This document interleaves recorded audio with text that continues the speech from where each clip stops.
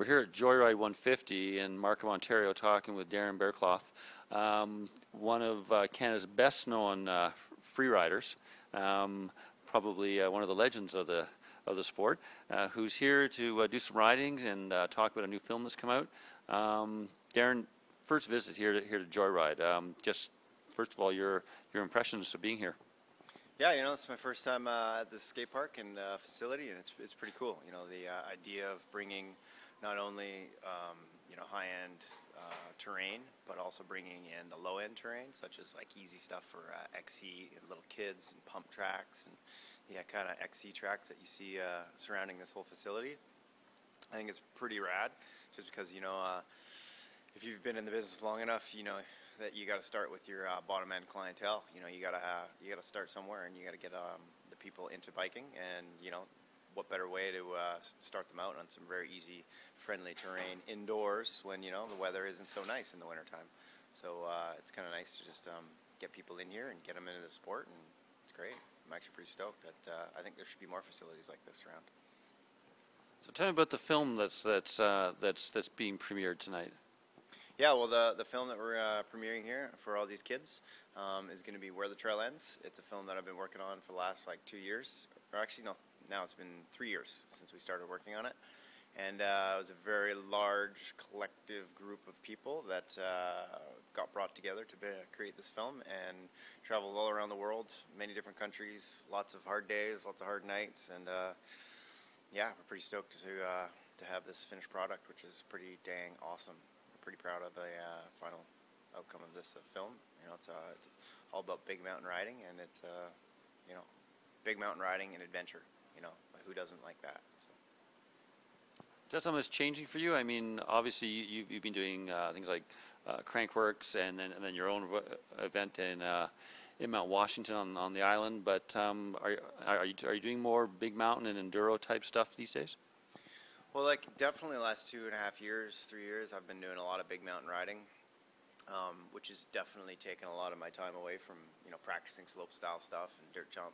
So, but for myself, in terms of what I want to do, I'm just kind of an opportunist, and I just want to have fun and do whatever I enjoy doing. So that's kind of the essence of being a free rider. You know, it's one of those things where you're not restricted to anything. You know, well, that pretty much boils down to being a mountain biker. You know, the reason why I like it is because you're not restricted to anything, and being a free rider, you know, you can ride anything and everything. So, which is pretty dang cool. But yeah, been definitely doing a lot of that stuff. So pretty stoked to get back on the small bike and, you know, get back into the contests a little bit more. Like last year, I didn't have much just because I was busy filming, and then ended up getting injured like midway through the season. So didn't really get many contests in. But yeah, stoked to get on it this year and have some fun.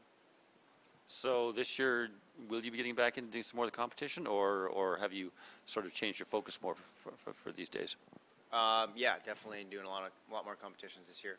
Going to do the whole circuit and the whole tour. Last year, wasn't able to do it just because injuries, and then I was busy filming, finishing up this movie. So pretty stoked to get out there and have some fun with the boys. And for here, coming out to Toronto in this cold time of year, I mean, what brought you out here? Well, what brought me out here this time of year, well, this awesome skate park and Specialized, we're doing a P-launch. We're launching all the new 2013 bikes for Specialized, and we're here promoting it, hanging out with a bunch of kids, and throwing some high fives and premiering the movie. So are you involved with the design of the P-Series bikes? Yeah, you know, I've been, actually this year's my 10th year riding for Specialized, and I'm always talking to the engineers and working with them, and, you know, Specialized itself as a company is very responsive to, you know, guys like myself. If I say, hey, I think this is as either a trend, or I think everyone's going to like this, or if I like this angles or something needs to be changed, you know, they're very receptive in terms of listening to me and, you know, catering to my needs. And what are people going to see that's different for the P-Series this year? Big difference for the P-Series is the P-Slope. It's about 10 years in the making, in my opinion, because I've been riding slopestyle events for 10 years. And we finally have a bike that is made for slopestyle. And I'm actually riding here in the skate park, and it just goes to show you that it's a very versatile bike. It's you know, close to 4 inches of suspension in the rear, thing rides like a hardtail, but then when you need it, the suspension activates. So it's definitely a pretty rad machine. You know, it's perfect for what I do. Okay, so besides slopestyle, is this the sort of thing somebody might do for more general free riding, or is it a fairly specialized bike? Well, it's you know, especially with the price point being so low, like the amount it's going to cost, you know, the young kids to get on one of those bikes is hovering around $2,000-ish. I think that's the general. And you know, a kid can go out there and ride A-line down Whistler, you know, soften up the suspension. You can also ride dirt jumps. You can ride skate park. You know, for every like younger kid and even older guys that want to ride bigger jumps, you know, it's a general all-around great usage bike, you know, to have. And then, you know, of course, you know, for like myself, you know, I can, you know, go hit 25-foot drops on it and it doesn't even phase it. So we're stoked. And what's next for you? You're heading back out west to where it's warmer, I believe. We were talking about it's probably 15, 20 degrees warmer there. And so what's coming up in the near future for you? Future for me, well, I got to go rush back for a buddy's wedding down in Mexico. So I'm down there for like 6 days, and then come back home and hopefully just get back on the bike and start training some more. Having fun.